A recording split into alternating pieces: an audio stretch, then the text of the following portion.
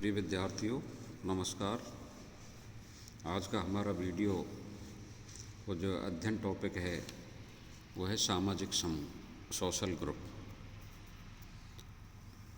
सामाजिक समूह क्या है, इसकी अर्थ परिभाषा और विशेषताओं की आज के इस वीडियो में हम चर्चा करेंगे।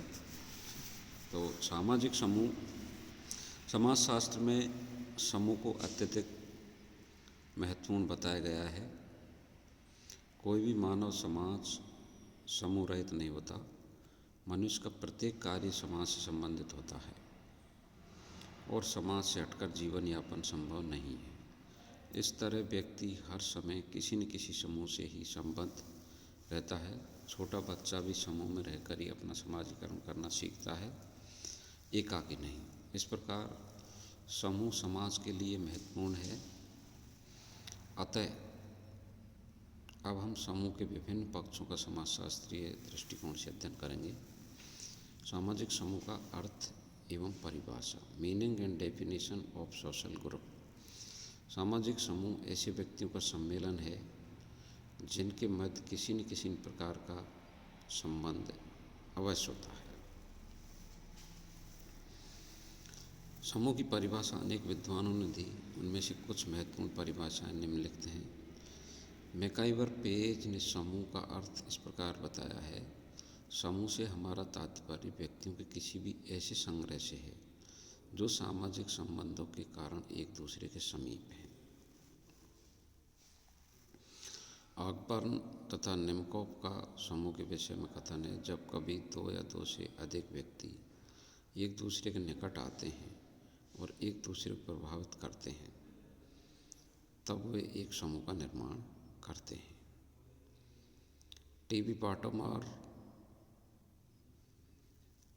के अनुसार सामाजिक समूह व्यक्तियों के उस योग को कहते हैं जिनमें विभिन्न व्यक्तियों के बीच निश्चित संबंध होते हैं। प्रत्येक व्यक्ति समूह और उसके प्रतीकों के प्रति सचेत होता है। इस प्रकार एक परिवार, एक गांव, एक राष्ट्र, एक मजदूर संगठन अथवा एक राजनीतिक दल एक सामाजिक समूह है। मर्टन के अनुसार समूह के लिए निम्नलिखित तथ्य आवश्यक हैं: समूह में दो या दो से अधिक व्यक्तियों का होना आवश्यक है। समूह में संबंध होना आवश्यक है। संबंध के लिए व्यक्तियों में बार बार अंतःक्रिया का होना आवश्यक है। और समूह का सदस्य व्यक्ति तभी माना जाएगा जब उसमें समूह के प्रति हम की भावना तथा सदस्य होने का भाव हो। साथ ही ये भी आवश्यक है कि समूह के अन्य सदस्य भी उसी समूह का सदस्य समझें। विलियम्स ने पारस्परिक क्रियाओं को महत्व देते हुए कहा: एक सामाजिक समूह मनुष्यों के उस निश्चित संग्रह को कहा जाता है जो पारस्परिक अंतःक्रियाएं करते हैं और उस अंतःक्रिया की इकाई के रूप में ही दूसरों के द्वारा मान्य होते हैं। एल्ड्रिच एवं मैरेल के मत में सामाजिक समूह दो या दो से अधिक व्यक्तियों का एक ऐसा समूह है जिसमें एक लंबी अवधि से संचार होता आ रहा है और जो सामान्य कार्य या प्रयोजन के अनुसार कार्य करते हैं। बोगार्ड्स के कथानुसार एक सामाजिक समूह दो या दो से अधिक व्यक्तियों की एक ऐसी संस्था को कहते हैं जिनका ध्यान कुछ सामान्य उद्देश्यों पर हो और जो एक दूसरे को प्रेरणा दें, जिनमें भक्ति हो और सामान्य क्रियाओं में सम्मिलित हो। हॉट एवं रेस के अनुसार समूह अंतःक्रिया में संलग्न व्यक्तियों का एक संगठित संग्रह है। उपयुक्त सभी परिभाषाओं के आधार पर यह निष्कर्ष निकलता है कि समूह का निर्माण उस समय तक नहीं हो सकता जब तक कि कुछ व्यक्ति अपनी क्रियाओं द्वारा एक दूसरे को प्रभावित नहीं करें। समूह के निर्माण के लिए अंतःक्रिया का होना आवश्यक है। साथ ही ये अंतःक्रियाएं अर्थपूर्ण होनी चाहिए, क्योंकि यही समूह को स्थायित्व प्रदान करती हैं। सारांशतः ये कहा जा सकता है कि कुछ सामान्य हितों की पूर्ति के लिए जब दो या दो से अधिक व्यक्ति अर्थपूर्ण अंत्यक्रिया द्वारा परस्पर प्रभावित होते हैं तथा संबंधों की स्थापना करते हैं, तब वो एक समूह का निर्माण करते हैं। अर्थपूर्ण क्रिया द्वारा परस्पर प्रभावित होते हैं तथा संबंधों की स्थापना करते हैं। तो सारांश की जो परिभाषा है वो हमें याद करनी है। कई बार सामाजिक समूह की परिभाषा लघुतरात्मक प्रश्न में पूछ लिया जाता है कि सामाजिक समूह क्या है। तो जब दो या दो से अधिक व्यक्ति अर्थपूर्ण अंत्यक्रिया द्वारा परस्पर प्रभावित होते हैं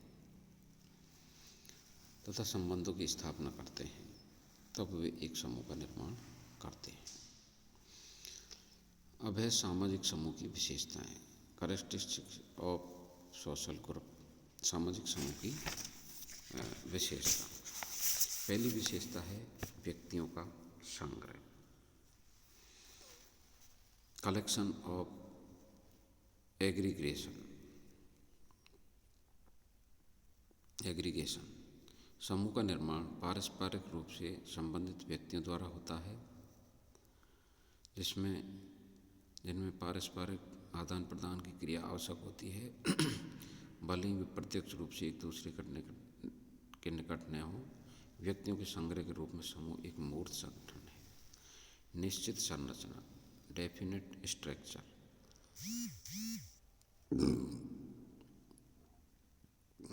फ्रेशर ने इस तथ्य पर विशेष रूप से ध्यान केंद्रित किया कि समूह की एक निश्चित संरचना होती है जिसमें सभी व्यक्तियों की स्थिति निर्धारित होती है और सदस्यों के मध्य स्थिरीकरण की भी एक व्यवस्था पाई जाती है। अर्थात उनमें नियम, अधिकार, कर्तव्य, पद, भूमिकाएं, कार्यप्रणाली आदि तय किए जाते हैं और सदस्य उनके अनुसार ही कार्य करते हैं। कार्यात्मक विभाजन, फंक्शनल डिवीएशन। किसी भी समूह के सभी सदस्य परस्पर संबंधित होते हैं, लेकिन सभी के कार्य पृथक पृथक होते हैं और अपने अपने कार्यों को पूर्ण करके वे समूह को संगठित बनाए रखते हैं। सामान्य हित एवं उद्देश्य। सपीर के अनुसार एक समूह के सदस्यों के उद्देश्य समान होते हैं। बिना किसी हित या उद्देश्य के कोई व्यक्ति किसी समूह का सदस्य नहीं हो सकता। उस समूह के सदस्य की रुचि एवं हित समान होते हैं और वे एक ही स्वार्थ से प्रेरित होते हैं। एकता, यूनिटी। एक समूह के सदस्यों में जब तक एकता की भावना पाई जाती है तभी तक वे समूह के सदस्य बने रहते हैं। उनमें हम की भावना या सहकार की भावना होती है, इसी से परस्पर सहायता करते हैं। ऐच्छिक सदस्यता, वॉलेंटरी मेंबरशिप। व्यक्ति सामाजिक प्राणी होने के कारण किसी न किसी समूह से संबद्ध रहता है। सदस्यता दो प्रकार की होती है, अनिवार्य और ऐच्छिक। लेकिन व्यक्ति किस समूह की सदस्यता व्यक्ति ग्रहण करेगा, ये उसकी रुचि, इच्छा, योग्यता आदि पर भी निर्भर है।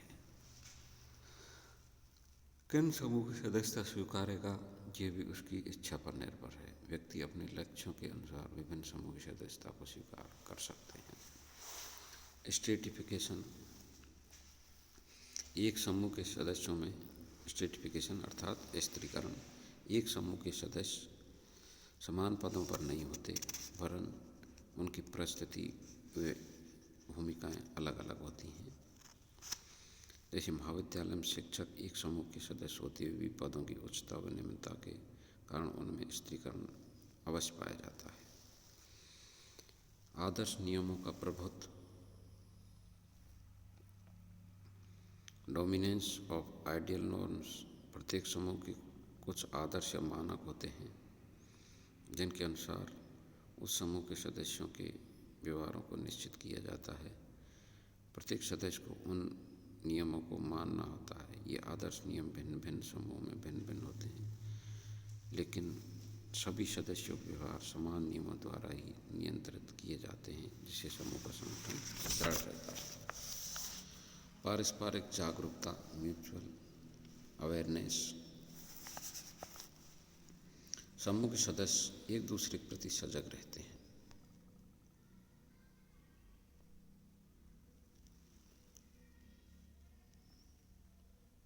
मैकाइवर पेज का तो यही मानना है कि सामाजिक संबंधों के कारण ही समूह बनते हैं और सामाजिक संबंधों का आधार पारस्परिक जागरूकता और परस्पर सहयोग की भावना है। इसके अभाव में समूह की स्थिरता कम हो जाती है। पारस्परिक जागरूकता के कारण ही एक समूह के सदस्यों में परस्पर सहयोग व सहानुभूति की भावना पाई जाती है। कॉन्ट्रैक्ट, समझौता। किसी भी समूह का अस्तित्व तभी तक संभव है जब तक उसके सदस्यों में समूह के प्रति निष्ठा हो, समूह के उद्देश्यों नियमों के प्रति समान रूप से समझौता न हो। ये विशेषता समूह की शक्ति में वृद्धि करती है, उसे स्थायित्व प्रदान करती है। स्थायित्व, परमानेंसी। 11वां है स्थायित्व अर्थात परमानेंसी। समूह के सदस्यों के उद्देश्य जब समान होते हैं तभी समूह में स्थायित्व आता है, क्योंकि इन उद्देश्यों की पूर्ति सभी मिलकर करते हैं। यदि समूह में अस्थिरता होगी तो कोई उद्देश्य पूर्ण हो ही नहीं सकता। यद्यपि ये स्थायित्व कम या अधिक समय का हो सकता है, लेकिन इतना अधिक नहीं कि बनते ही टूट जाए। सहानुभूति, सिंपैथी। समूह के सदस्य एक दूसरे के प्रति सहृदय होते हैं। वे एक दूसरे के सुख दुख में सहयोग व सहायता भी करते हैं। एक सदस्य पर संकट आने पर अन्य सदस्य सहभागी हो जाते हैं। इस प्रकार परस्पर सहयोग, सहानुभूति व आदान प्रदान से ही वे अपने हितों की पूर्ति कर पाते हैं। सामाजिक संबंध, सोशल रिलेशन। एक समूह के सदस्यों के मध्य सामाजिक संबंध महत्वपूर्ण होते हैं, जिनसे समूह सुदृढ़ व स्थायित्व प्राप्त करता है। तो ये एक सामाजिक समूह के तथ्यों की, सामाजिक समूह की विशेषताएं हैं। पुनः इनको संक्षिप्त रूप में हम पुनः इनको बता देते हैं कि समूह की विशेषता क्या है। एक व्यक्तियों का संग्रह होता है, निश्चित संरचना होती है समूह की, समूह में कार्यात्मक विभाजन होता है, समूह के सदस्यों के सभी के सामान्य हित एवं उद्देश्य होते हैं, समूह के सदस्यों में एकता होती है, समूह की सदस्यता ऐच्छिक होती है, स्त्रीकरण, समूह के सदस्यों में स्त्रीकरण पाया जाता है, अर्थात सभी समूह के सभी सदस्य एक ही समान पदों पर स्थापित नहीं होते, उनमें स्त्रीकरण पाया जाता है, अर्थात उनमें उच्चता और निम्नता का क्रम पाया जाता है। आदर्श नियमों का प्रभुत्व, समूह के सदस्यों में आदर्श नियमों का प्रभुत्व पाया जाता है, जब भी उनमें एकता स्थापित हो पाती है। पारस्परिक जागरूकता, समूह में सम्मिलित व्यक्तियों में परस्पर एक दूसरे के प्रति जागरूकता पाई जाती है, अवेयरनेस पाई जाती है। समझौता, समूह के सदस्यों में समझौता होता है। अगली विशेषता है स्थायित्व, समूह में स्थायित्व होता है। सहानुभूति, समूह के सदस्यों में परस्पर एक दूसरे के प्रति सहानुभूति पाई जाती है। सामाजिक संबंध, सामाजिक समूह के सदस्यों में परस्पर सामाजिक संबंध पाए जाते हैं, तभी वो है एक सामाजिक समूह का निर्माण हो पाता है। तो इस प्रकार विद्यार्थियों, आज के लिए इतना ही।